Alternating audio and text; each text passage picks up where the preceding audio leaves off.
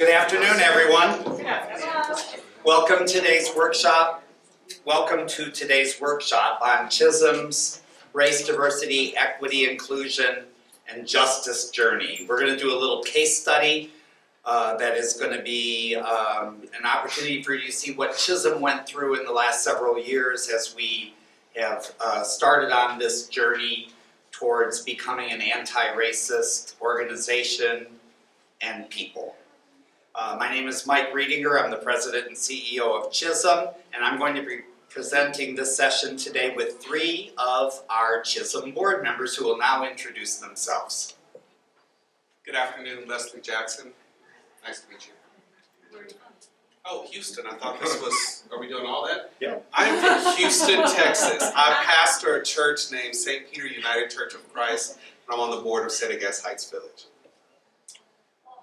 Good afternoon, Darrell Goodwin, Executive Conference Minister for the Southern New England Conference, and I'm from Connecticut, and I'm a board member. And I'm Reverend Beth Long Higgins, the Executive Director of the Ruth Frost Parker Center for Abundant Aging of United Church Homes, and I'm located in Central Ohio.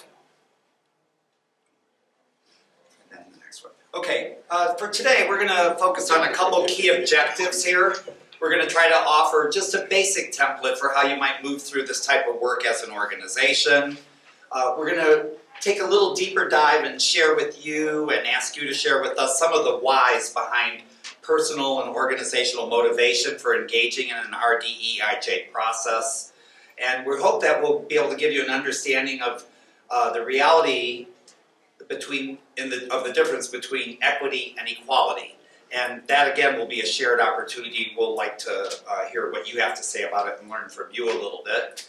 We did pass out a handout, which we will explore a little bit later on the continuum of becoming an anti-racist, multicultural organization. And then we'll show you an example of what we did, which was an organizational assessment and the results that we received from our consultant. And then at the very end, we'll have some links that you can get from the app that are active links to some of the resources we'll be talking about today.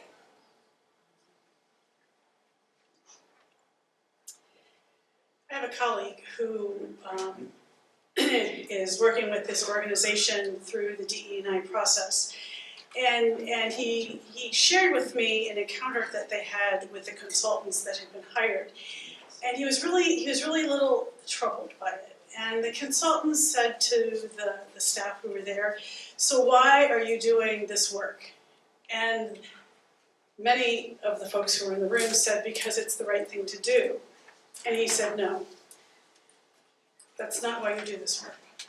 You do this work because it makes business sense." And for those consultants, that is their entrance into DE&I work. That's their viewpoint.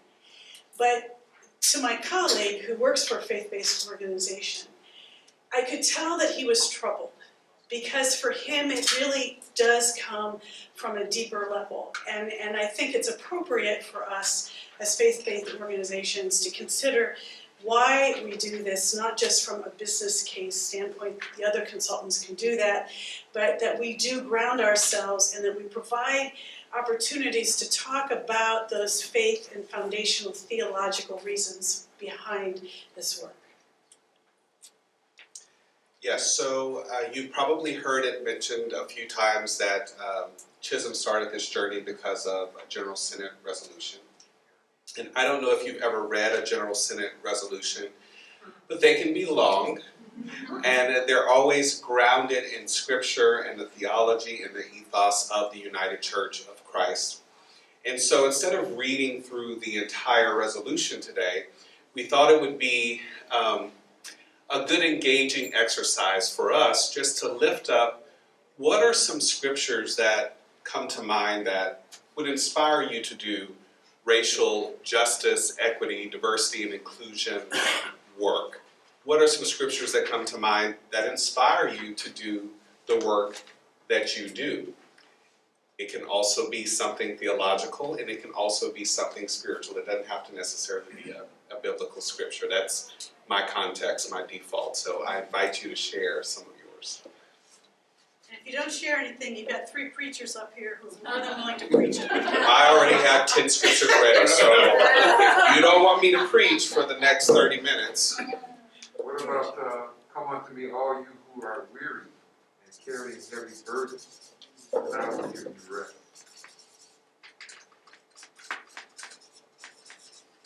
Feel free to paraphrase if you don't know the whole thing. There'll be a lot of dots if you're quoting the Yeah. chapters. Don't be afraid, if you grew up in a Bible-drilled church, it's okay, there will be no judgment today. If you don't know the exact scripture, people. Are there others? Well, there's always no Jew or Greek, slave or free, male or female. Galatians 5 somewhere in there, yeah. Micah 6:8, what does the Lord require of you? Yes. Do justice. Here, I have that whole one here somewhere, I believe. Oh, I can give you the rest of it. Oh, yeah.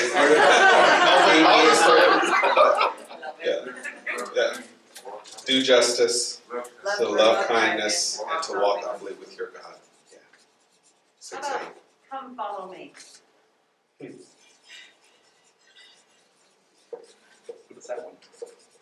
Huh? What is that? That's Jesus calling disciples. Yeah, no, I meant, but what? We don't need to know. Okay, I just wanted. I'm not gonna go get it. How about like let water flow down, or let justice flow down like Those waters, my MLK Juniors. That one might be Amos. Yeah. I thought of that one too, Val.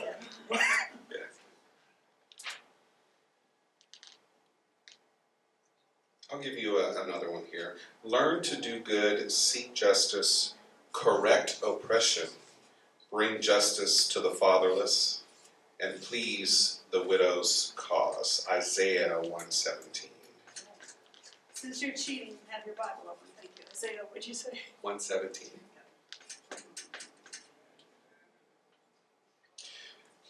Are there others?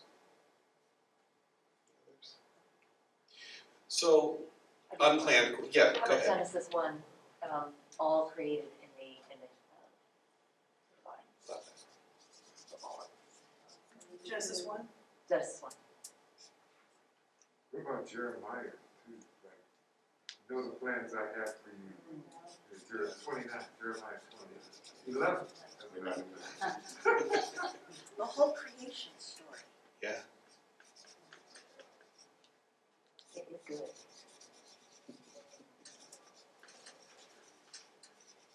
For me, it's the whole Bible. I mean, it's just. Yeah. And where do you I don't know what Bible some other people are reading, but I mean, God keeps delivering people keep messing up, and you know, it's the entire Bible. What are, as you think about these scriptures, how do they ground you in the work that you do? Do you reflect on these scriptures in the work that you do? Do you come to the work that you do from a spiritual and theological perspective? And why?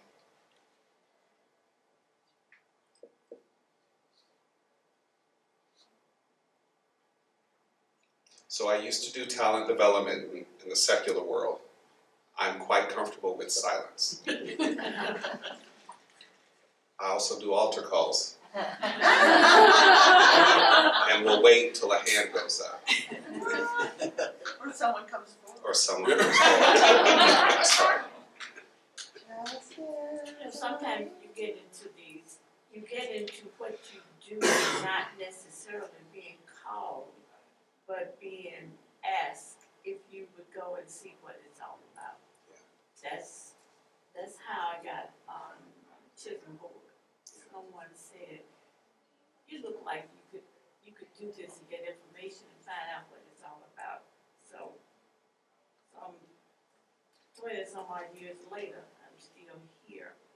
But it's because of what I saw that I decided there was a need for me to have an input. And the scriptures came later. As I am growing in the Word, you hear the scriptures, you go, oh, okay, that's it. It's like being confirmed and reaffirmed. And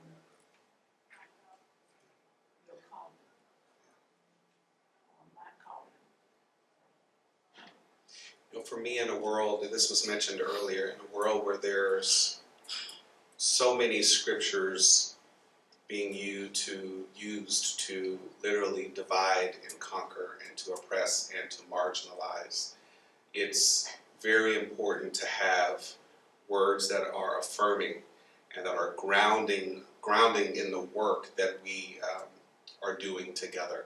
It's also good to have words that are words of justice and that honor much of what I personally believe the Bible is talking about. God restoring people, God restoring community. And so I am so grateful that Chisholm has decided to go on this journey and not just do the work for the sake of business case, but to do it because there's a theological case as well that lines up with the justice case of this moment. Amen? Amen.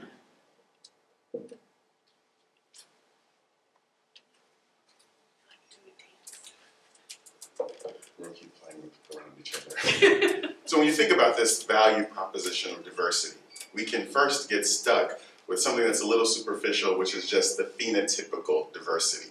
Look at your panelists. We are quite diverse. But in actuality, we could all think very similar to each other. We can actually espouse the same kind of rhetoric. And so diversity is that first level of being conscious of who's at the table. What are the identities that you have welcomed and included? But you can't just say, well, we got 1 here, 2 there, 3 there, 4 there. You have to make sure that you're able to go to that next level within diversity. So then you want to think about equity. Just because you've invited a lot of identities to the table, it doesn't mean that each of those people who've been invited to the table have all had the same or similar life experiences. So how do you make sure that what's happening at the table is actually inclusive of the experience that each person is bringing?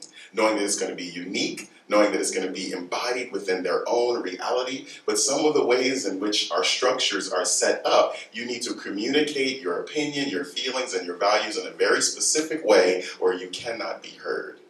Equity challenges you to think about, we've set a table, we've invited a lot of different people to the table, but what are we doing to make sure that everyone has a right to be heard? How are we making sure that, I don't want to say the leveling the playing field, because you really can't do that, but you're making sure that you haven't championed one person at that table because of a series of benefits that they've arrived in this context with, and continuing to marginalize someone else who was not birthed into those same privileges and those expectations. Inclusion is that next level. So again, let's keep looking at the table imagery. We've created the table, your organization. We've made sure that there's women and folks of color and veterans and LGBT people. We've started to make sure that we're creating the space at that table where no matter who or where you are, anybody ever heard that? On life's journey, you're welcome here, but are you really including everyone's voice, everyone's narrative? Are you really situating yourself so that you can think? And it's not only about social justice concepts. It's even thinking about something a board member brought up to us recently at our board meeting. And they said, you realize you have to be able to take vacation to come to a board meeting.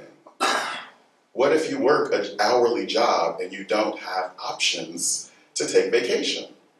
Well, then that starts to tell you how you're situating your board. Because unless you can be gone for a number of days, you've been able to work out that work schedule, it means that only people who have the privilege in their particular jobs to take those days off and be allowed to do that and still be compensated can sit at your board. So I sat in this wonderful meeting at the Chisholm board meeting where we were struggling with what does that mean about our meeting schedule? What does that mean about how we meet, when we meet, and what are the things we're talking about when we meet? Because that's what inclusion is. It's not just setting the table, inviting a bunch of different people. It's then discerning how do you make the table a space where everyone can contribute. And then justice. And I want to actually just focus on this. Human rights, access, and participation. This sense of justice is saying I'm grounding myself and my ministry and my call and how we're changing the world with, are we conscious that everyone has a right to be at this table first and foremost? Are we making sure that there's a participatory access so that we didn't just say, yeah, come sit at the table, but please be quiet? come sit at the table, but please don't bring your full experience. Come sit at the table, but we're not really asking you to fully show up and challenge or whatever the case may be. And then that access, which I'll just go back to that example of when you created your board, your meetings, or even the structures and institutions in which you're in, who literally has access? And I'm not just talking about what's on your website or in your brochure, but I'm saying what's in your everyday. That diversity, equity, inclusion, and then the justice part pushes us to make sure that we're truly living out the values in all of those narratives. Amen. Will we get these slides? Yes, I think they're in the app already. Okay. So roughly 2008, somewhere in there, illustration first appeared on social media and on the internet. Actually came from somebody, I think, at the University of Cincinnati, giving an illustration of what equality is and what equity is. And this is a different rendering, but in that same model, and this comes from story-based leadership, and I can find that link for you later. The first, we're obviously, what's the setting of this story? Where are we? Baseball. There's a baseball. And what's happening in the first frame? Everybody gets a box, but. Same box. Yeah. Everybody gets the same box. And it's obvious that even though everyone's being treated equally, it's not meeting their needs because only 2 of them can see actually over the fence. The middle box, what's different in the middle box?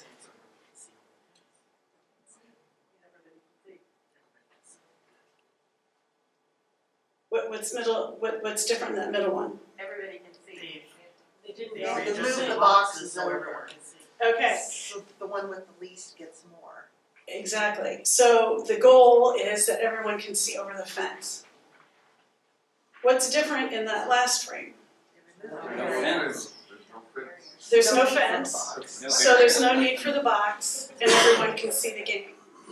So, I want to back up for a second. If you were to draw a picture using this basic concept of reality, how would you arrange the elements of that picture?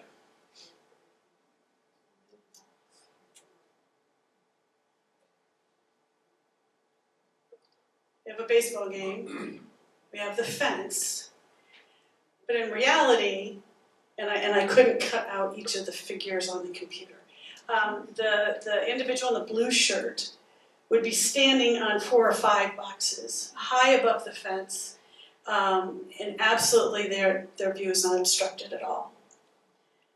The middle one is still standing on 1 box, can see over, relatively taken care of. And this is the part I really couldn't do on the computer, but the suggestion is that you should actually dig a hole about the equivalent of a box below the ground level, and that's where the third individual is standing. That's one suggestion about the reality of the way things are. So what I want you to do is think about actually the 5th box. There you have the setting, you have the ball field. But if you were to consider this scenario from the standpoint of justice, so we're not just taking a look at making sure everyone can see the field, see the game. What are the barriers? What are the questions that arise to you that would change this scenario and take it a step further in taking a look at it from a justice standpoint? Maybe you could be in the game. You don't have to just look at it, you could be in the game too. You could be a player or an actor in the game.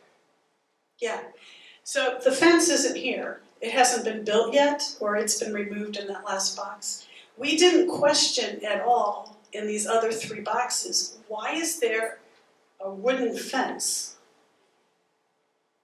out in center field?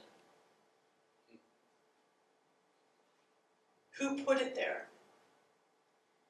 Why are the individuals standing on this side of the fence? And to your point, George, and even once the fence was removed, why are they still standing out in center field? Because now that the fence isn't there, it could have been argued that that was protection. But now they're literally standing in center field. So do they have equipment to catch the ball? Do they have equipment to protect them if the ball were to come their direction?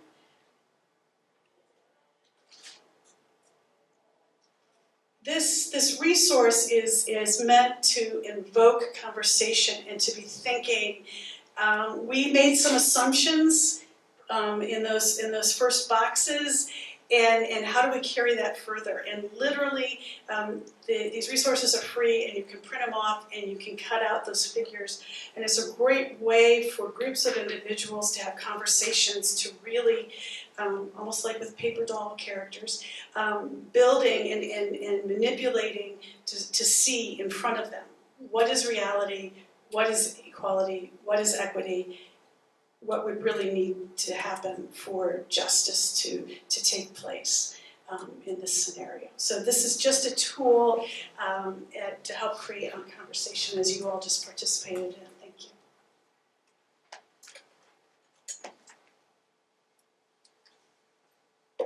So why and how did Chisholm get into this type of work is a great question, and we're going to kind of explore that a little bit and take a little history lesson.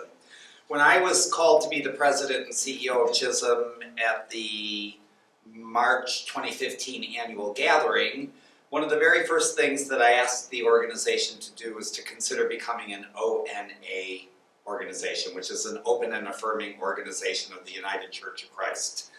And so, to our credit, the board and the membership actually did vote to become ONA at that meeting in 2015, and we became the first non-church entity, well, maybe not the first, the second non-church, the first associated or affiliated ministry of the United Church of Christ to become an ONA organization. And so that kind of got the ball rolling a little bit, and as time went on, we had created a staff position at Chisholm for the Associate for Advocacy and Leadership Development, and we had that position for a number of years, but it wasn't until Elise Berry was called to that position in 2019 that we really started to gain some great momentum because of Elise's expertise in this area. And at our board meeting in November of 2019, we decided that the Program Planning and Evaluation Committee of the board would undertake an advocacy initiative for 2020. So mind you, this is before the pandemic has set in, and it's really before the pandemic of racism has been here for a long time, but before the reaction to it was really something that happened in the summer of 2020 in a violent way. We identified 10 pillars of advocacy that we wanted to commit the agency to, and Elise went about a really organized task of creating toolkits which live on our website right now, and you can go see them. But we talked about these 10 pillars of advocacy being access to affordable health care, services to the aging, mental health, services for children, youth, and families, services for people with developmental disabilities, addiction, affordable housing, homelessness, food insecurity, and reproductive justice. What kind of came out in that work, and at least kept reporting this back, is in every single one of those pillars, it became eminently clear that there were enormous disparities in the delivery of access to those various pillars, strictly based on the racism that was so inherent in our systems and our society. And ultimately, we realized that that is what kind of led us to this RDEI work and transformed the way we started thinking about the work that we were doing. And it led us to this commitment to go down this RDEI journey. So in the course of that time, we did a number of things with partner organizations in terms of trying to retire medical debt, and we did some funding of some other organizations in order to help kind of, ease the pain and offer some support to people who had boots on the ground. But it really wasn't quite enough at that point until the murder of George Floyd and our board meeting in June of 2020.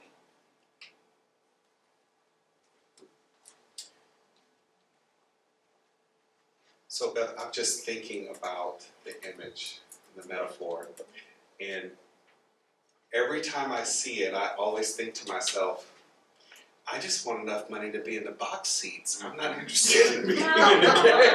No, exactly. I want to be in the Exactly. suites. Yeah, Yeah, that's what I always exactly. But anyway, so shows you where my head goes. So we made this commitment and then made a statement on systemic racism. That was adopted by the board and staff June 2020. And it really became a collaborative effort. And when I joined the board, I was just blown away by the level of work that had taken place and the common language that was being developed and the commitment to action of the entire board. And so there's a wonderful letter on the website. No, you won't be able to read it from here, from where you are. It's very small. I just will highlight some of those commitments that Mike mentioned. Is CHSM will make a financial commitment to one or more organizations that work to eliminate systemic racism. The board and staff pledge to live out our commitments to racial equity personally and in our local communities as well as organizationally. The staff will develop a plan for racial equity audit of the organization and engage the board in that work. And we'll develop a list of resources, and Mike has mentioned that. And this will be the first of an ongoing series of communications focused on those efforts. And Leslie, Yes. this is one of the links at the end of the presentation, the active link to that letter. Awesome. So you'll be able to read it later. So the staff participated in the YWCA 21-Day Racial Justice and Social Equity Challenge. There was book groups for How to Be an Anti-Racist by Ibram Kendi. If you haven't read that book, I strongly recommend it. He does something quite different, which invites everyone to understand that we are infected by racism instead of just white people being infected by racism, that we're all infected by racism. I thought that was an interesting and different approach. So I invite you all to read that. And then Native is also another great book. You probably heard us talk about the land on which we are gathering here today earlier this morning. And so a lot of that work comes out of that book as well too. And then the online course, A Reason to Have Hope. Have any of you participated in any of these groups? Awesome. Okay. And then the resource gathering and sharing. This is an awesome anti-racism center. At my church, this is one of our member resources. So whenever our members are looking for different resources or educational resources, we have this linked directly to the CHSM website. So this doesn't just have to be for the ministry that you work in. This can be for a lot of different ways that you can share it with different organizations that you might be a part of. The Harvard Conference has a direct link. They decide they're not putting together resources, and so it directly goes to CHSM. Yeah, after the murder of George Floyd, everybody in the church was like, oh, we have to, what books should we read? What resources do we need? And I said, send. Don't ask me for anything else. There it is. But it's an amazing resource center, and if you haven't checked it out, I recommend you do that. And then we've also made financial commitments, so we've given gifts to the Grassroots Law Project, the Ohio's Poor People Campaign, the Bail Project, Odum, and the new ballet ensemble. Mike, do you want to speak to any of these and how some of those relationships have worked out? Well, yeah, just quite simply, the new ballet ensemble was this photograph here was the youth that performed at the Memphis annual gathering, and it really is it's a community-based project designed to give the youth in Memphis an opportunity to express themselves through dance, but it provides a lot more than that. It provides some of the, well, they have to do their homework while they're there. They get food while they're there. And they also have, you know, in order to be able to be in the dance company, they have to be in school, pass their classes, and, you know, move on through the education cycle. So it's more than just come dance, you know. ODM is the the Overdose and Drug Use Ministry of the United Church of Christ, which Elise Berry is on the advisory task force for, and it actually has a new name right now, they just changed it. The bail project is to help, you know, to eliminate this bail system that is really just designed to keep people in prison. The Poor People's Campaign, of course, is a national organization, but we were funding the Ohio group, and the Grassroots Law Project does their advocacy work. And I just, in case you are not aware, the Poor People's Campaign is a continuation of Dr. King's work. You know, a lot of people think it was all about race, the reason that he was assassinated, but it was because he started bringing whites and blacks together to talk about wealth disparity. And after civil rights, going after the wealth disparity was far too much. And so the Poor People's Campaign launched after he was assassinated, and it didn't really go well because he was kind of the galvanizing central figure in the movement. Well, now the movement is back, and they're raising up individual chapters and more than one leader so that the movement won't die if for some reason one of the main leaders passes away or, God help us, gets assassinated again. So that is a continuation of Dr. King's work if you're interested in getting involved in that chapter in wherever you live. And also, just one other thing, over time, so we have raised and donated to those 5 organizations over $20,000 in the last couple of years. So, and that's thanks to all of you as well, because a lot of that money came from people who donated to support them at our annual gathering last year, which was virtual.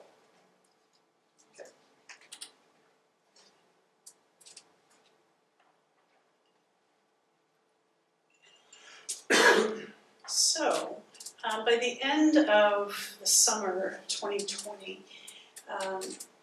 we decided that it would be really helpful to engage the services of some consultants to help us as an organization, help us figure out where we need to go from here. And so we worked with the Equius group, which is based out of Cleveland, and how many of you in your organizations have done a DE&I or DE&IJ assessment? Yes. So there are a lot of different people who do this around the country, and they all have their own techniques, but generally it's often this way. There are interviews, one-on-one, a consultant meets with the staff and the executive level staff and the board members, just to be in conversation and asking questions about the leadership's perception of DE&I work and getting to know the organization better. Following that, then they would pull together a small group stakeholders and ask questions to help expand the number of people who would be involved. I know for United Church Homes that those small groups have included down further in the director level, the community administrator level, and throughout the organization. It could also include donors, it could include partners or vendors as well. And then Equius put together this report and sharing with, and that took 6 months. And then they came back and they shared the report with us. And Leslie and I were talking earlier because when we got the report back, as board members were told, this is an internal document, don't share it with anyone. And so we're not sharing it with you. Not the whole thing, but just the general part. We just noted that up until this point, we did what you told us to do. So, He's retired now. you all have a handout, and you can see how small it is on the page. Didn't try to put all of that on the slide. How many of you have seen the continuum on becoming an anti-racist multicultural organization?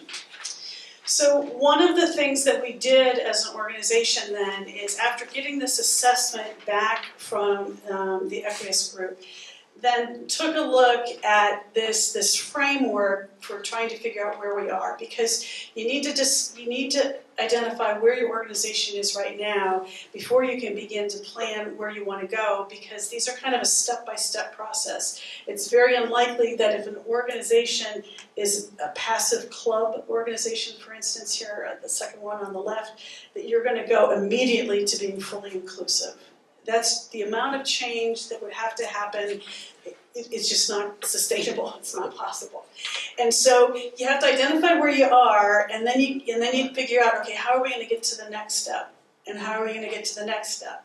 And the reality is that yes, the sixth category, being fully inclusive, anti-racist, multicultural organization in a transformed society, is where we would like to be. And yes, we're never going to be there, to get back to what Dr. Pollack was talking about this morning. But that doesn't mean that that's not where we aim, and that we try to adopt pieces of that as our goal. And you can see across the top, the continuum goes from being monocultural to being multicultural to being anti-racist, and then to becoming anti-racist and multicultural. And the folks who have put this together, and it's actually the culmination of multiple people on top of each other. Yeah. So we did our assessment, and are we like between a 4 and a 5? I think we decided. Well, actually, we were between a 3 and a 4. 3 and a 4. Yeah. We're between Yeah. a 3 and a 4. Just And so that you hurt. know. It hurt. Like I was personally hurt by that. I thought we were better than that, but that was the way the assessment came back. Yeah, and you can see on your page, it gives more detail and description of your organization, and that's how you kind of determine. And it was a conversation from the consultant's perspective and from our perspective, and like Michael said, and I don't think any of us wanted to be told that we're being a 3, because look at all the stuff we had already done, right? Yeah. Yeah, okay. I think we're closer to a 4 now, maybe. Maybe. So there were some recommendations from the assessment. One is that we needed to do some internal capacity building, taking a look at what our staff was doing and the amount of work that they're capable of doing. How do we take a look at what their current load is, and how if we need to shift that. Member engagement and capacity building in that standpoint as well. You know, a part of us looking as a CHSM organization is also saying, okay, you all are already at the table. You're already in the CHSM stadium. But who are the organizations that aren't a part of CHSM, and what do we have that's a part of our organization that's preventing them from being a part of at the table, whatever metaphor you want to use. And so that's taking a look at member engagement and capacity building. And that is also related to growing the CHSM footprint. How do we open ourselves up to other organizations that aren't currently here that might increase the diversity of the organization? How do we continue to advance these initiatives that we've already done? Again, you can pat on ourselves on the back for everything that Michael just told us that we've already done, but okay, so what's next? What do we need to do next? And finally, how do we grow the board capacity? And we did have conversations, again, related to what Lisa McCracken was just talking about. We do have a grid for our board membership, making sure we've always taken a look at, do we have folks who are on the board who represent aging services, who represent youth and child services, the hospitals, and so we have that diversity. But are we really taking a look at age diversity, race diversity, gender diversity, and really making sure that the grid that we use, and as the new chair of the nominating committee, I'm aware that the grid has just become much more complicated, but to take that very seriously as we take a look at future board membership. And I'm not going to go into all of these, but it takes those 5 areas, and then we went down and identified, drilled down even further, how are we going to achieve each one of those recommendations and assessments. So those 17 points. You can go back to that slide again for 1 second, if you would. Those 17 those 17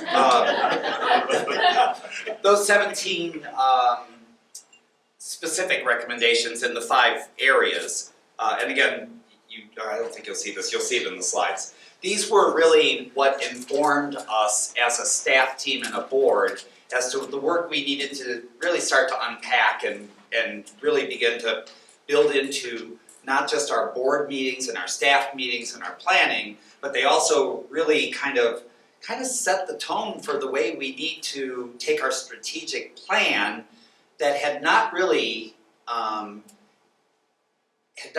focused on RDEIJ work specifically and blend the two together. And so that's the process that we are moving through today. And as you noticed earlier, we created a standing committee for the RDEIJ committee, and that is really going to take us through this process. That RDEIJ committee of the board will work to make sure that these points become reality and that they become a part of our strategic plan. So I'm going to give you one example of one of these, and that is under the internal capacity building. You know, you think you've got a really good, harmonious, and great staff team, and we do. I know we do. But when you really get right down to it, we found out that within our staff team, we had a real basic problem in terms of the way we were communicating with each other and acting towards each other. And so one of the recommendations that came out was for the staff to create a set of operating agreements for how we would agree to operate as a staff. So we did develop this. And so I'm going to just tell you a little funny aside story.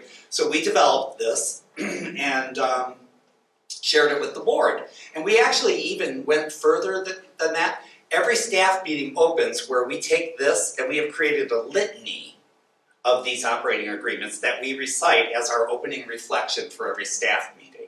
And it's a little longer than that, but it incorporates all of these operating agreements. So then we went to a board meeting and one of the board members said, oh, well no, we're going to edit this for you. At one of the committee meetings, we're going to edit this for you. And it's like, no, wait, these are the team operating agreements. Board members, you can write your own operating agreements, and I think that's part of the plan is that the board is going to write their own operating agreements next. Yeah, okay. Anyway, but these are the operating agreements we came up with as a staff team, and as you can see, you know, it's going to get messy, you know, and all of that. And we really have lived into it and leaned into it, and we have had some tensions and some heads-to-heads, but we keep going back to these points, and we ask for forgiveness, we ask for grace, and that's just an example of part of the work that has come out of this, is making us better at being a team together. And the link at the bottom here, you'll see it, that's really kind of the tool that we use to create that resource.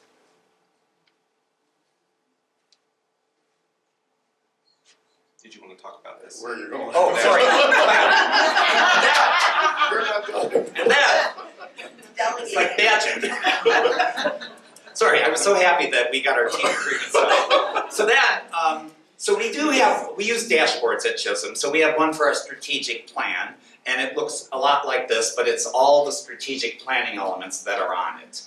So we then decided that in order to measure and be accountable for the work that we're doing in these 17 recommendations from the consultant, that we would create an RDEI dashboard, which now needs to be called an RDEIJ dashboard, I noticed. And so we put the strategic priorities in the 5 categories, the 17 points on there. But of course, you know, boards are great, you know. So our board, we said, prioritize the 17 for us, if you would, you know. So not only did they prioritize the 17, they created 6 new ones in blue. So we added those to it because the board created those that day at the board meeting. We thought, all right, well, I guess now we have 23 strategic priorities. And then if you look to the far right, you can see we created a baseline. We talk about the progress we're making, and then we put red, yellow, and green highlights on there to indicate green, we're going, Yellow, we're paused, red, we're stopped or done. And so we are using this tool systematically at every board meeting to measure our progress. And actually, Danny is one of the co-chairs of our RDEI committee. So it's something she's going to get to play with the next time we meet as a board. You can. Your release. Your release. I want to take a quick note of something that I think is important. We started this presentation using the word journey. And you're going to see a lot of outcomes and deliverables and things, but I think it's important to name this is a work in progress. It's not completely done. I think the other piece that I wanted to name, we told a great story about that meeting where the board got together and we wrote a letter. If I were to ask you, how complicated would it be for you to change something on your website between 0 and 10? Most of you, I would hope it would be a 1 or a 2. So to easily add all of the resources, the anti-racism resources, those things to your own organization's website, it's low-hanging fruit. To go back with your group and begin to write an anti-racist statement, I mean, you can really steal the one from those are low-hanging fruits. So to write the letter wasn't a big deal. The big deal came when we said, we can't write a letter without action. That's the work. That's what happened after that. It was great to say, yes, we should release a statement. It was when the board said, but what are we going to do about it? And so on Mike's slide, we were going to also talk about the fact that the board, one of our commitments was to go through a series of our own RDI trainings, Yes. which I think we've done 4 hours of, and maybe we have another one. The commitment to say, how dare us come to this annual gathering and tell you, you should really do this work. And if you were to say, well, did you? We'd be like, oh, maybe we should. But this understanding that we need to model, practice what we preach. One of the ways in which we did at our last board meeting was to talk about something called equity primes. And it's a way to think about, I think, 3 levels. The first one is to say, what's happening in you? What are the questions you need to be asking yourself? Then as we interact with one another, what are the kinds of questions, the lenses, the things we need to be deliberately holding, wrestling with, and thinking about? And how many of you clearly know that when you start to do your own work and then internally start to do the work that's necessary, it begins to impact the entire organization? The truth of the matter is it doesn't really matter how much the board of CHSM or even the staff of CHSM want to advance these things. If the members don't adopt them and also advance them, the organization does not move forward. It really takes all of us saying, oh wow, this actually will change who the organization is. We have to start somewhere. So the staff and the board, we've started. But the journey will be how all of the member organizations start walking through that internalized, the interpersonal, and then the institutional, which I might say is the whole CHSM organization.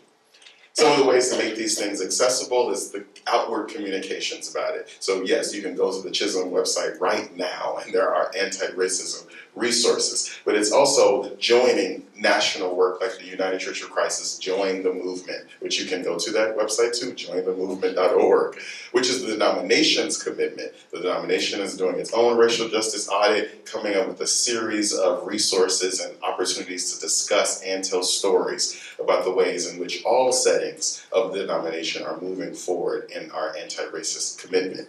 So adding our own stories from the CHSM organization to that, a focus of the 2021 annual report, and then more things on the website. But right now, you can have all of those resources that we've presented. Impacts beyond the initial commitment are going to be the General Synod resolution, in which we talked about thinking critically about the Reason to Have Hope course that's available. The CHSM Fellowship, the Welcoming Diversity Affinity Group, so if you got a chance at 8:30 in the morning to go to their breakfast, that was available to you, and then the board committee. And again, that was another place that I want to just say, the board, we didn't just all go, yes, absolutely, wonderful, but we had to wrestle with what does it mean to change and add a standing committee to make sure that this work does not cease. It continues well beyond our beloved leader.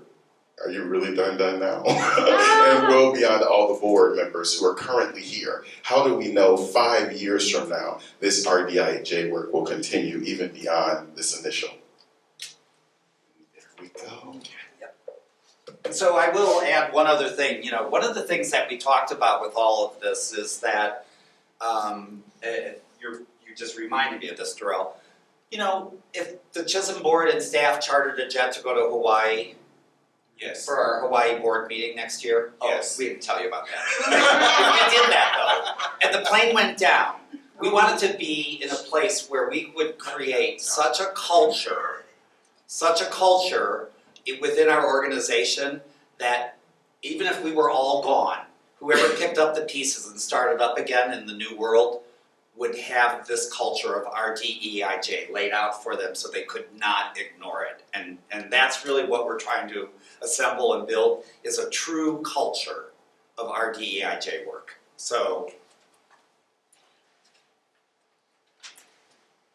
And part of the impetus for putting together this workshop is that Michael was asked to do this presentation all by himself with the Mennonite Health Services Group. which is the Mennonite version of Chisholm. And we understand the importance of board involvement in this work. And we also know that it can be very difficult to convince some boards to do this work. And as a matter of fact, I have one of the organizations that is a part of, affiliated with United Church Homes, they called me and said, Beth, you know, our board is talking about RD&I work, will you come work with us? And I said, no. I said, I am not an RD&I consultant. That is not my specialty. I will come and now bring some other folks with me and this presentation to help the board understand the importance of doing this work and help to convince them to do this work. But I am not the person who's equipped to do this, and I don't know any other member of our board who's equipped to do this and with resources and time.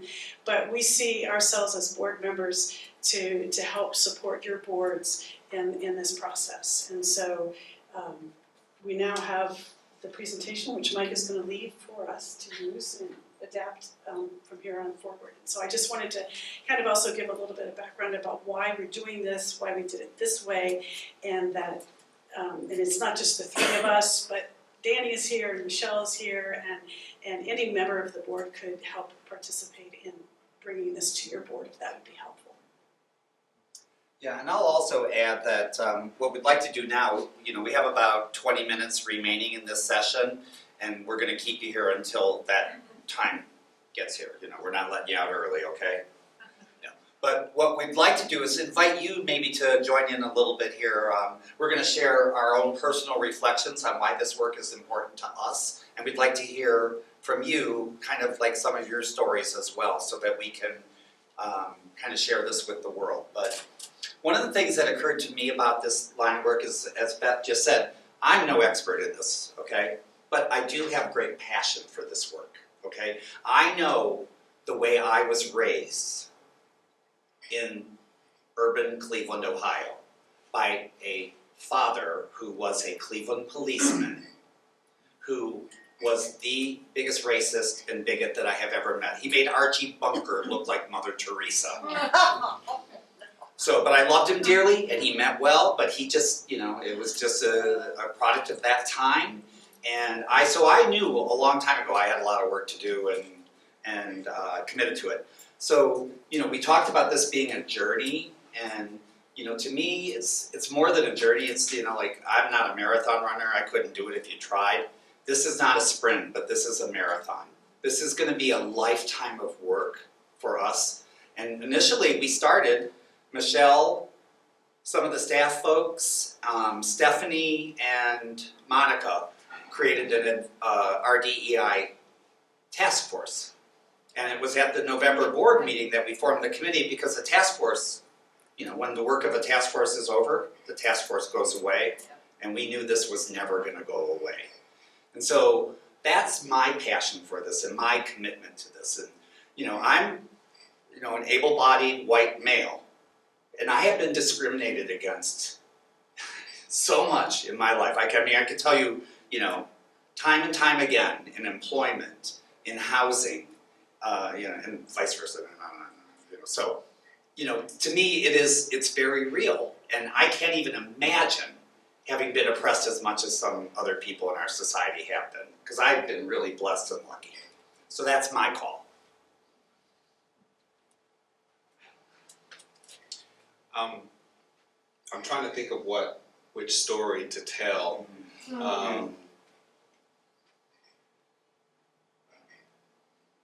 So, how many of you have heard of internalized racism before?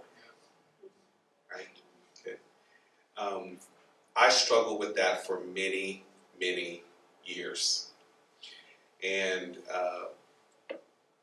one of my partners, when I was in the Navy, he was from Guam, and we both had a saying: if it ain't white, it ain't right. Because his experience and my experience in the context we were in is that there's a right way to do things and there's a wrong way to do things. And thankfully, long before I became a pastor, I had to go through a series of therapy sessions and work to understand that being black is beautiful. Being brown is beautiful. It's okay to be in my skin. I'm not what white people have said about black people, right? That's internalized racism. When you believe what the overt racists say about you, that's internalized racism.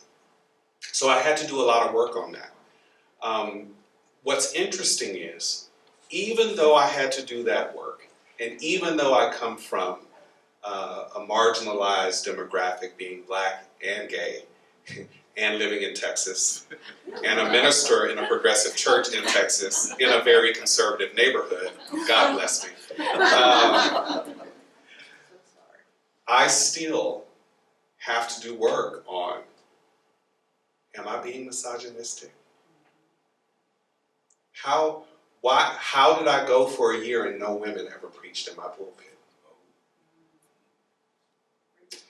How did I go for a year and it was all just black men that were being put, black gay men that are being put in leadership positions? Right? So I offer this, I'll just be direct, I offer this because this is not to say, well, black people and people of color have no problem, and now I feel like crap because I'm here and I'm a white person and I have to do all the work. No, we're all infected, all of us.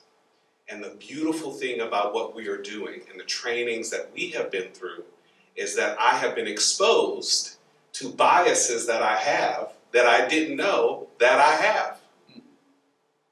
A great question that came up was, well, who gets to decide what's professional? Why aren't locks professional? Why isn't curly hair professional? Why are tattoos not professional? Why do we have to wear blazers?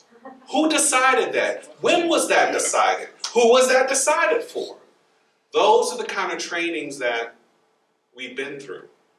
And that's tough because there's some stuff I don't want to let go of because I feel safe and comfortable. But we have to challenge that norm. I heard Beth mention or Darrell mention the whole hourly and who can be here and who can't be. And in my mind, I was sitting there wrestling with, well, just how are we going to make that happen?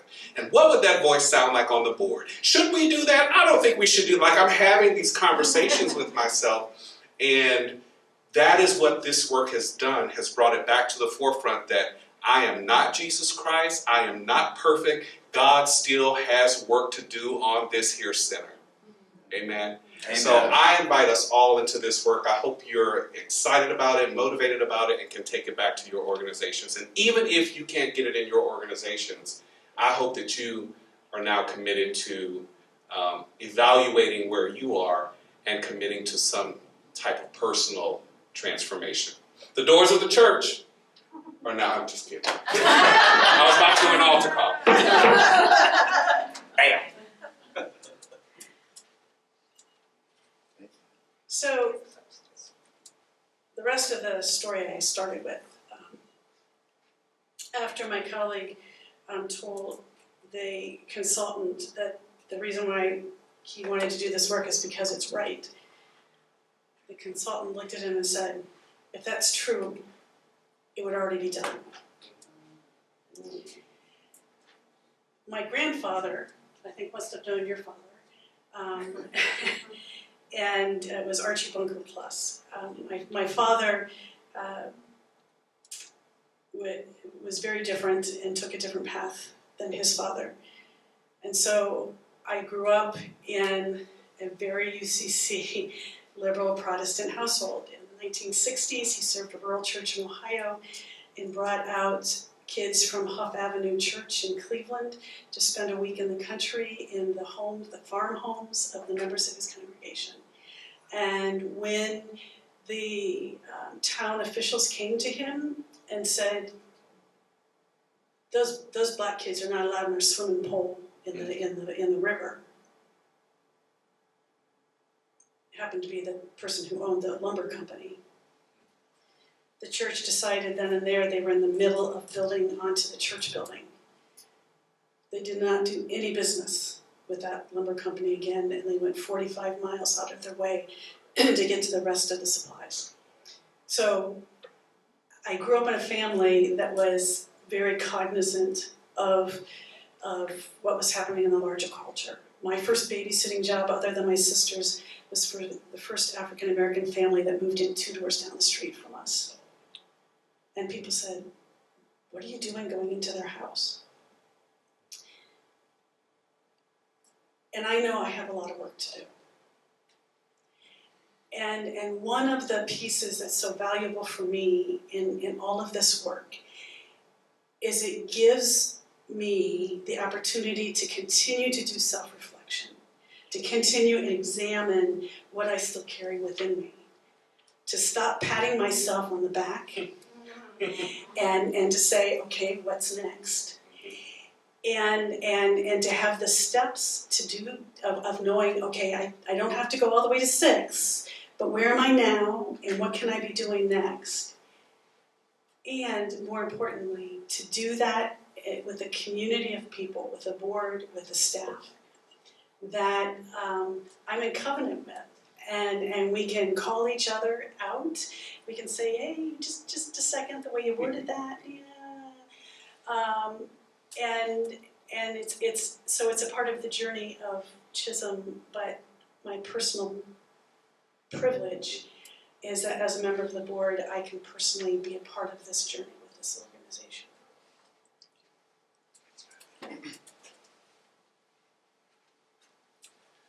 I think it's important to note that every one of your organizations will not look exactly like it looks today, a year, 2 years, 3 years, 5 years from now. When we have engaged as a nation in a call to deal with our ish and to broaden the table, really I believe in tearing up the table, but let's just say broadening, the faces, the voices, the experiences will change. This work is important to me because what organizations often do is quickly add a seat without doing the work to make sure that when the embodiment of that individual shows up, they're prepared. Last year, I was called and accepted the job to be Executive Conference Minister of the Southern New England Conference, the first African American openly gay person to serve one of our historic conferences in the United Church of Christ. I think the board felt really good about their choice. I think the conference felt like we are living our racial justice and diversity. And the work still had to be done. The Southern New England Conference has one of the most diverse staffs out of all of the conferences in the country. I actually jokingly told Mike, I actually need to find a straight white man somewhere. Please send it. I mean, I really do mean that. And we have to deal with some cultural understanding that wasn't there before. When an organization changes its lens, changes its focus, changes who's seated at the table, we have to also be thoughtful about, well, what are the other things we immediately change? One of the things I became aware of is that when the conference ministers were historically straight, white, and male, they all received an initial stipend to give them a down payment for their house, a no-interest loan. Well, if we think about what that is in the United States of America, to own property on a no interest loan, and amen, in New England. Yeah. It creates a different value proposition for every person who has served in that reality. I wasn't offered that. Now, why? Because we're interrogating inequitable systems. But the first person of color is when all of the time, when it's the first person of color, the first woman, the first LGBT person, then we're like, oh no, we need to change the structures and make sure. That's a part of the fact that it's changing. I share that story to say this is important to me. When the board was saying we're going to do these things, it was important to me to ask, how will we embody it now? It's important for all of you as members because CHHSM just did what Southern New England Conference did. Hired its first openly gay African American leader. The journey we have all together is to say, how will we walk in this journey? So that those who come after me, those who come after Jamar, those who come after many of you who were the first woman, the first whatever, to be in, they may have a possibility of going, ah, yes, that can be me. I can do that. I'll end with this. My nephew, we believe he's going to be a minister, or part of it is he's seen his uncle preaching. So it is natural for him to walk into a church, and unfortunately when we're visiting another church, run straight to the pulpit, straight to the mic. Why does this little 5-year-old boy do that? Because he's seen the embodiment of himself, and he thinks if he can do it, I can do it.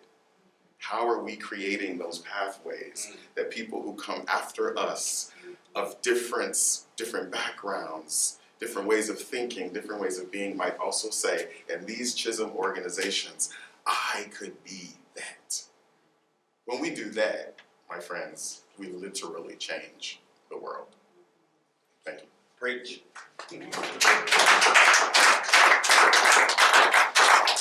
How about any of you? Would you like to come on up and preach? Questions Share a or story? reflections? Yeah.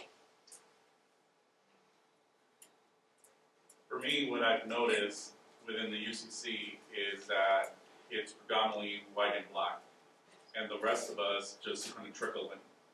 And so when diversity is trying to be addressed, it's usually having our black siblings in there, and the rest of us kind of left out on the side. And so for me, where do I fit in that? It's part of the reason why I started at Chicago Theological, which is UCC Seminary, and I left after a year. And I went to Garrett Evangelical, which is United Methodist Seminary, where I felt more included, more of how the tools were provided for me to be able to grow within ministry because, like someone in Texas, Chicano, raised Roman Catholic, male, and native Texan. Those are just a few to unravel. And with CTS, I didn't see a reflection myself within the staff teaching. So how could I grow if I don't see a reflection of myself? And the curriculum lacked a lot of reflection on how I could grow. While Garrett provided those tools and allowed me to dissect. And it's interesting that you all raised that we all have internalized racism, right? It's embedded in there so deep that unless we recognize it, we can't start the work. And with CTS, I felt like if I wasn't far left right off the bat, I was against. Well, I wasn't quite there, being again native Texan, raised Roman Catholic. So for me, it was like, I'm getting there, but you gotta give me the space. And so part of that journey has benefited in the long run, especially within like my congregation. My congregation is it's 130th year, German ancestry. I am the first pastor of color. I'm pastor number 10, and first non-heterosexual. So they're making progress, but there's still a lot of work to do. because there's certain things I can't talk about. And we've shared some with you, right, Michael? So, how can I do that, right? And so, you all have presented like awesome tools to kind of help in that and engage them a little bit better, because that's where my struggle has been, because it's like, some other people of color probably have heard, oh, well, the problem is you're always talking about color, and we don't see color. Yeah, that's a major problem. So I appreciate your insights and have you all putting all this work together. But I still think the UCC as a whole still needs a lot of work to do. Because often when you look at boards, you look at the ministries, you don't see other people of color, you just see white and black. And the UCC is no longer just white or just white and black. It has a lot of other ethnicities in there, so where are we represented? Amen. Thank you, Governor. Anyone else? I would like to offer that there is some good work going on, because I don't know if you're a UCC minister. Yeah. So they always talk about the 4 streams, and so now there's a black movement trying to say there's not 4, there's actually 5, right? And I would also say there's the hidden histories. There's if you can, and I hate that they there's a burden that gets put on the people who show up in a room, but I'm about to do it to you. If you can show up and connect and do whatever we need to do today to put you in places and for you to go to places, because it's not just black and white. Right. And that's also an additional struggle that's going on. And we have to call the UCC to account for how it is only focused on these 4 white streams. Right. There are several other streams, and we need to lift that in our history as well too. I've ruffled some feathers already. I served on the board for Remington, so I was on there for a bit. And they've had other diversity, right? But it's only been like 1 here and there. Yeah. So I did bring it to attention. It's like, you need to do better. So, and then like the Colectivo, which is the UCC Latinx ministries, in case you're not familiar, you should be by now. They work in trying to connect with the other minority groups in the UCC. Yeah. Because it is a part of how do we work together. Yeah. So. Edwin has a standing engagement twice a year at my church. So we see him all the time. Anyone else like to share one more thing? Yeah, Emily? Thank you for the table metaphor. I think it was Jarrell who mentioned about the table. Yesterday I was praying after we spent the day together, and I'm working in several initiatives right now about inclusion. But I was really upset because I was like, why do I even want to go sit at the table?